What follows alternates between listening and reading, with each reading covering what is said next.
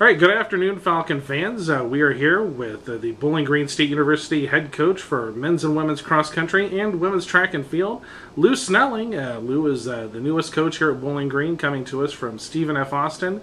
And Coach, what with all of the new players on the cross country and track and field teams, what is your outlook for the upcoming season? Well, the upcoming season is going to be interesting for sure. Kind of looking at it big picture wise in terms of we're going to redshirt a lot of athletes this fall for the good of the program long term, and that's going to mean obviously some marginal results here this fall, but that's just one of those things that we're going to kind of deal with, keeping the bigger picture in mind. Now, with your experience at Stephen F. Austin, what kind of long-term vision do you have for the program? I mean, you specifically mentioned, redshirting some freshmen. Mm-hmm. For the good long-term health of the program. I mean, what do you, see, that helping to build?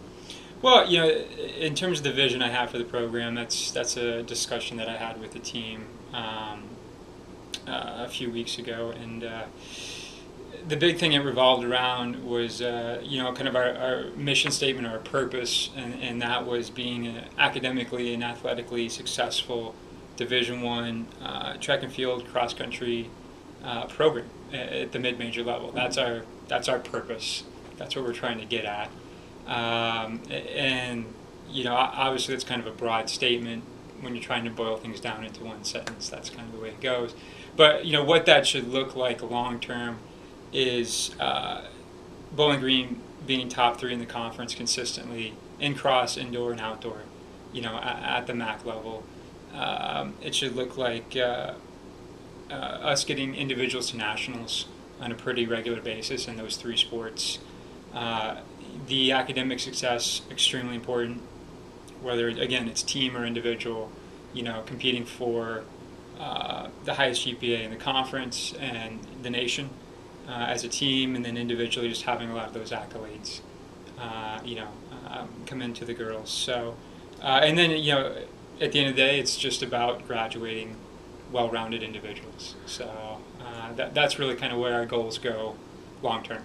Now, as far as the on-field performance, you specifically mentioned, getting back to the top 3, sending players to nationals. That kind of harkens back, to the tradition, the deep tradition of the BGSU cross-country and track and field program. And I know that's something that you've, wanted to emphasize. How does having, athletes, like Sid Sink and Dave Waddle be part of that tradition? How does that help you now?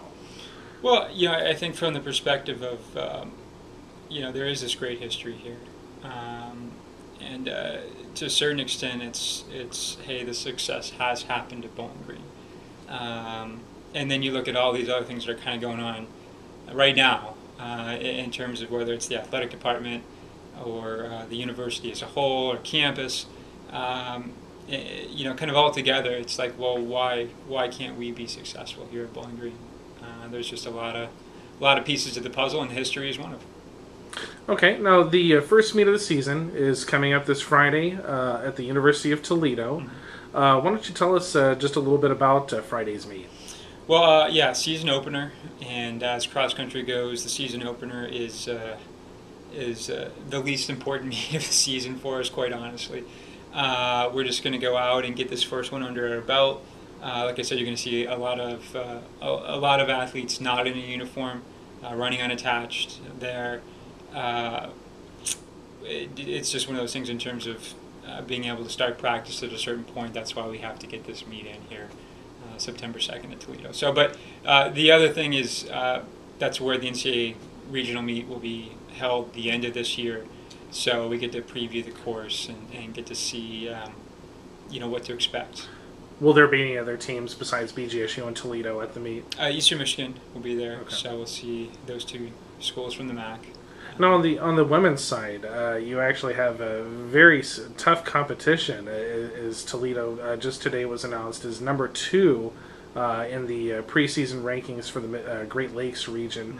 Mm-hmm. Does facing a competition like that help the team at all? Does it hurt the team? How do you feel about that? Well, I mean, we'll get to see what a successful program looks like. That's for sure. So, yeah, I mean, obviously Toledo is a great program. You know, coming off winning the MAC last year in the fall on the women's side, qualifying to nationals, which is fairly impressive. So yeah, they're a great program, and they're reloaded this year. They're bringing most of their girls back, so I expect they'll have something similar happen again this year. Now, the next meet after the opener at Toledo won't be until September 30th in Chillicothe at the All-Ohio Championships. Is there any specific reason why you decided to wait a month after the first meet to go for a second one? Yeah, well, at this point, we just need to get more fit. And that's really not about racing as much as just getting in consistent training. And September is that great opportunity, you know, to do that. So we're just going to focus on being consistent, getting in the mileage, getting in the higher quality aerobic work, and hopefully that'll give us a little bit of a base heading into late October and November when, you know, we hit our biggest meets of the season, you know, with the MAC championships and the NCAA Great Lakes Regional. Okay, and after the All-Ohio, you've got just one other meet in Muncie at Ball State before the MAC championships. Do you see an advantage in running fewer times? Obviously, the 3 regular season meets are 2 fewer than Bowling Green had last year. So, do you see any advantage in that? Well, I mean, you know, in terms of cross country, it's not a situation where you have to race a ton, and it's all about choices. You know, in terms of when you really want to be on and running your fastest, and racing a ton in September just makes it tough to be on late October and early November. You know, so like I said, we're just going to focus on getting more fit.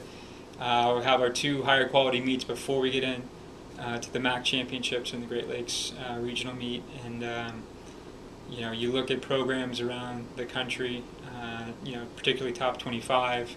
That's a lot of what you'll see.